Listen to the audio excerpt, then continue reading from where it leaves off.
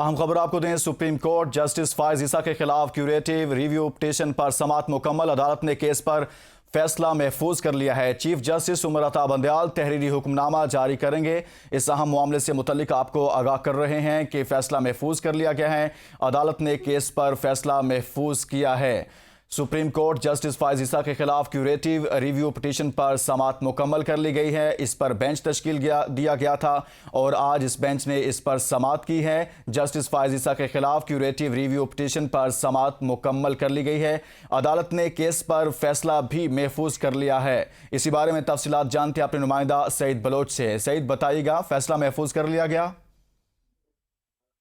जी बिल्कुल। Chief justice of Pakistan ने आज चैम्बर में इन दरखास्तों पर समाअत की थी और अटॉर्नी जनरल उस्मान मंसूर आवान चैम्बर में पेश हुए और उनकी जानिब से ये मौक़िफ़ इख्तियार किया गया कि पाकिस्तान के कानून में दूसरी नजरसानी दरखास्त की कोई गुंजाइश नहीं है। इसलिए ये दरखास्त वापस लेना चाहते हैं, जिस पर अदालत ने इस केस पर फैसला महफूज किया है। 2021 में पाकिस्तान तहरीक इंसाफ की जानिब से ये क्यूरेटिव रिव्यू पिटीशन दायर की गई थी।